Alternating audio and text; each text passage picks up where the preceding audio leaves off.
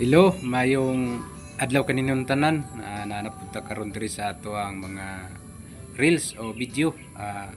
Nada ko i-share sa inyo na mga karaang kwarta. So magbisaya ta kay kan man ta katong mga gustong mga Bisaya. So Mindanao raman ta, diri raman ta sulod sa Mindanao. So mga Bisaya gikan sa Cebu, padung diha sa Visayas ug Mindanao. So mga Bisaya ra na pinakadaghan na to is Bisaya. So Bisaya na po ta kay aron masabtan sa tanan diha sa taga mga nasa mga bukid-bukid. So karon ako i-share sa inyo mga kwarta nga mga karaan. So padayon gyapon ko nagpamalit karon mga karaang mga kwarta. So kini siya kwarta kini sa unang panahon. So kuan pa ni siya katong nag People Power Revolution atong Philippines February 22 to 25 1986. So mao ni siya katong nagrevolusyon atong February 22 to 25 1966. So mga kuan sa una nag People Power sila, mga boto o kabalogon sa may presidente ani sa unang panahon. So naay mga ano diha naay mga tawag na kanyo natay flag natay Philippines, tapos naay mga tao dra. So murag ano ba kaning nagkagubot sa unang panahon nag People Power Revolution. So sa likod ta dire so nakabutang dire 1988. So Cebu gyud sa kuan kanang pagkatao nako 1988. So nakasulat dire Republika ng Pilipinas. So 10 pesos bali ang kuan niya kaning kwarta. So likon pa gid siya kay coins man. So dili siya basta-basta madaot. So kani murag dili ni siya murag walay halo nga kaning putaw ba or bakal. So gitawag ni siya og kuan nickel. Nickel brass.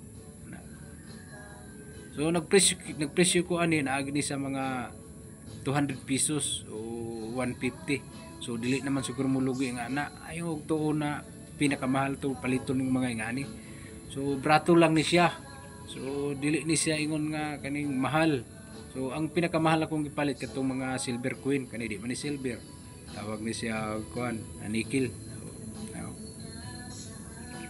So 150 to 100. So di naman siguro lugi. So padayon gyapon ko gihimo na ko ning mga koleksyon. Antod karon kay sambar mo kay nakakita. So 1980 wala pa yung kapas ani. So nakakita jud ko. So napalit na ko dito sa Zamboanga City. So ikaduha ato diri ko si kani si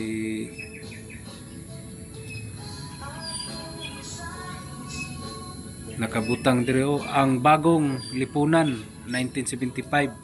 So si Pangulong Ferdinand E. Marcos. So presidente pa dai si Marcos atong 1975. So nakalagay diri nakabutang is September 21, 1972. So 1972. So 1975 siya siguro naghimog kwarta. Ano mo siya nga year. So nasa istar na nakabutang, tapos ni nakasulat diha ang bagong lipunan. Si Pangulong Ferdinand E. Marcos. So ang anak niya karon atong presidente mao si Bongbong Marcos. So presidente man di tahoron na to sila tungod kay sila may namumuno diri aning mga sa ato ang Philippines. Tahod ta kay tungod kay presidente man sila. Ato man ang gibutaran sa unang panahon. So nakabutang diri Republika ng Pilipinas. Mao ni siya man nagitawag Republika ng Pilipinas.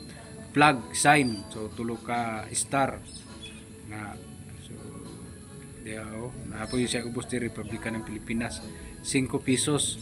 So kanina palit gyapon ako ni sa mga 150 to 200 mga ingani nga kwarta.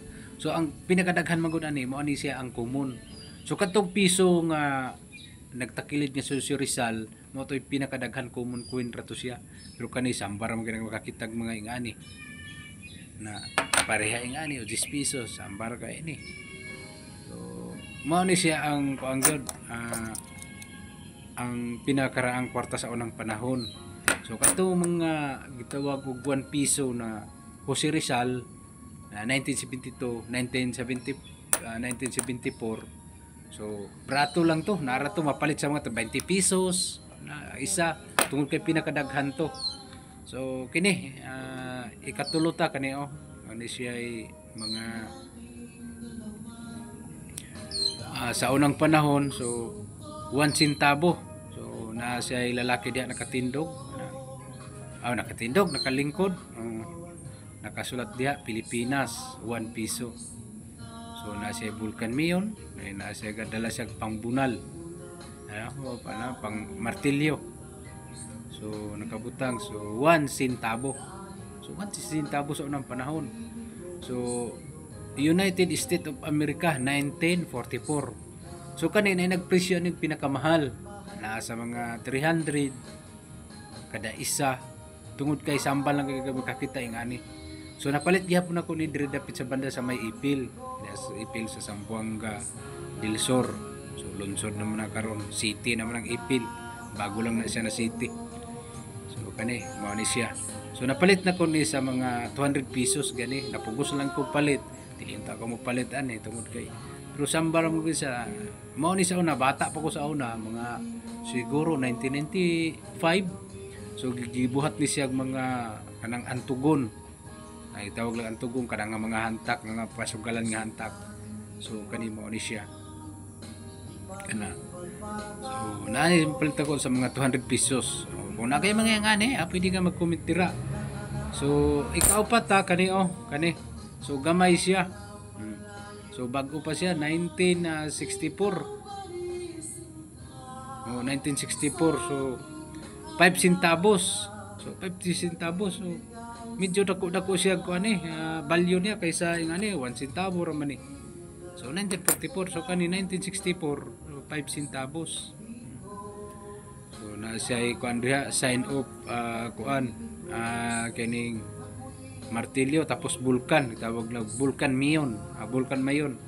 So sa likod niya kani wala na, dili na siya United States of America, nakabutang diha Central Bank of the Philippines. So sa Pilipinas na, so mga kuan na ni Pilipinas na ni. So ato ang nagid ning kwarta atong niagi sa 1964. Okay, 1964.